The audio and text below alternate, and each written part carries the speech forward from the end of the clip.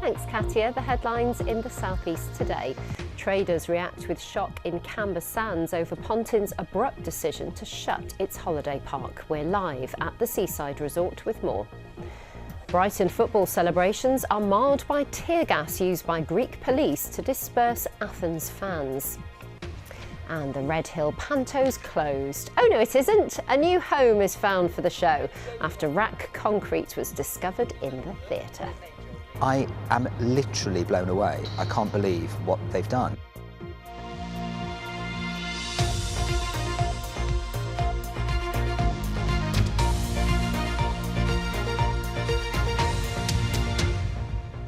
Hello, welcome to the programme. I'm Ellie Crisell.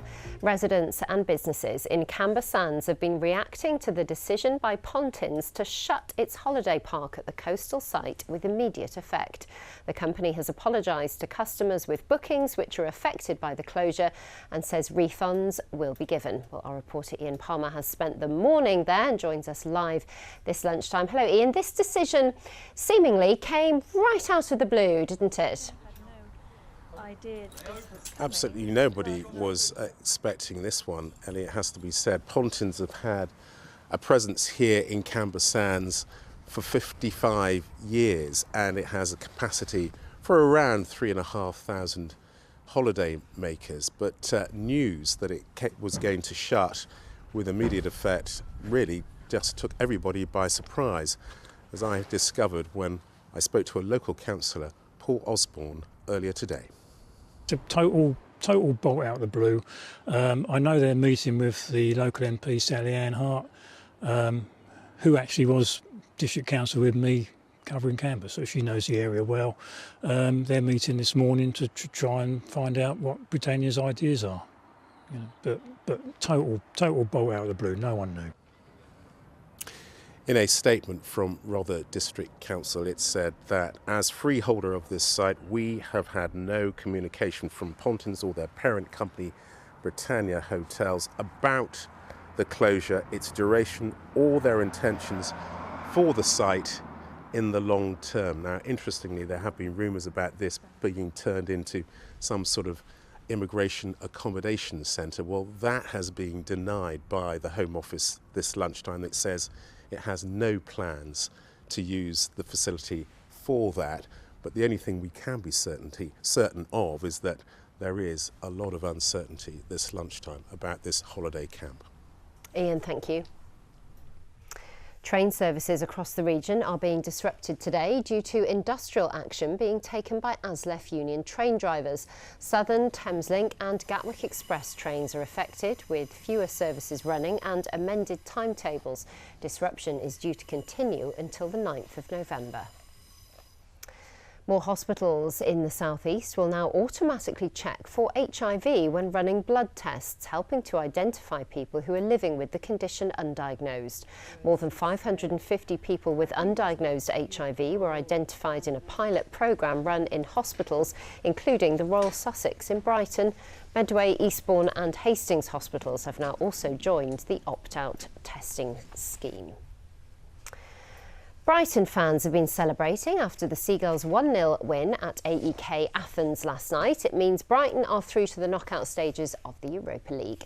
The victory, though, was marred for some of the travelling spectators. After the game, tear gas was used by Greek police attempting to disperse Athens fans. James Dunn sent us this report from the Greek capital. Well, it was a brilliant result for Brighton and all in all a brilliant night, but it did turn sour slightly at the end of the game when a number of AEK Athens fans tried to get into the away section and police had to intervene. To clear those home fans, they used tear gas, and a number of Seagulls supporters were suffering the effects from that. Now, both the club and the police who accompanied the away fans said that their conduct was a credit to the club. They did nothing wrong. We managed to speak to a few of them as they left the stadium in buses. We dug deep and managed to get the 1-0 win. There was a bit of issues with the Athens fans, and I think they tear gassed them. And the tear gas started coming to us, and we were all like feeling it. So I think they rushed us onto these buses. We're just waiting for these buses to leave. There was no trouble. I didn't see, we never came close to any trouble, but we've still got people in our group that are really struggling because of tear gas. It's not really what football should be about. I have been to so many games in Europe and over many away games, and I've never been tear gassed.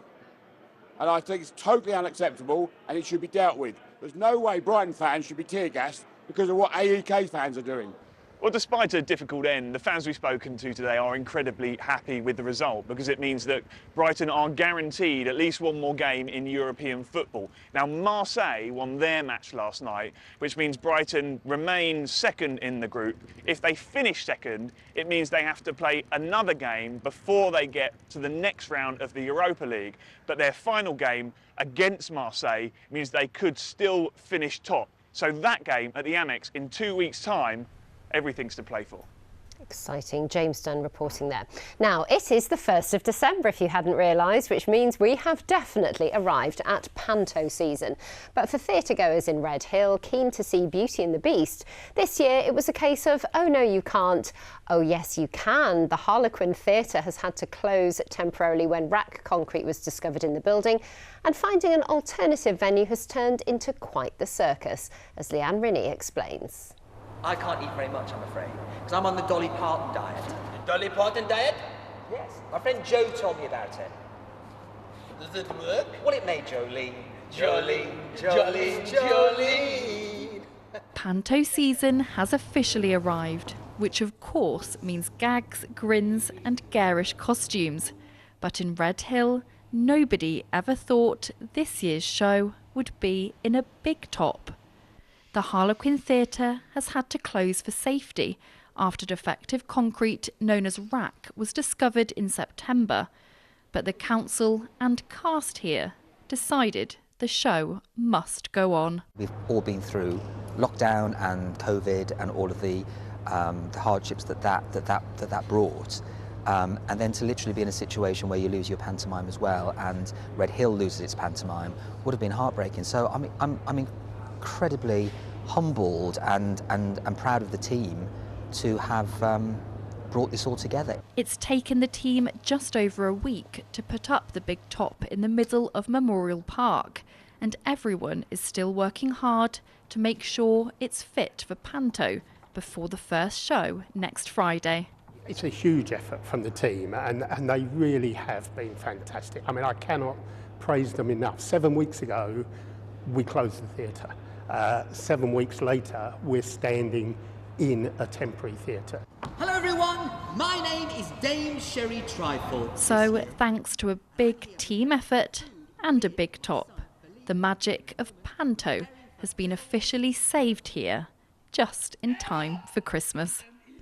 Leanne Rinney, BBC South East Today, Red Hill.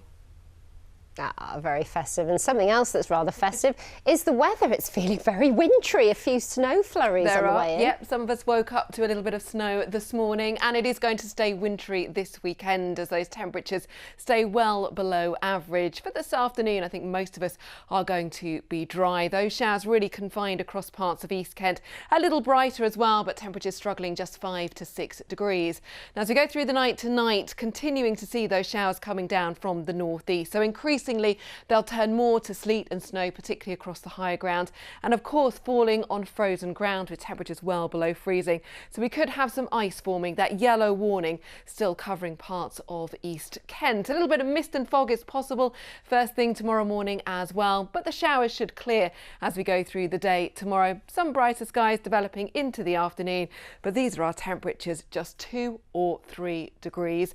Now with that cold air, then on to Sunday's forecast, where again another weather front bumping into that cold air. I think it will be mostly of rain, but it could be wintry just for a time, Ellie. Thank you very much, Nina. Nina Ridge with the weather there. That is it from me and Nina and the rest of the team. We are back though at 6:30. Bye-bye.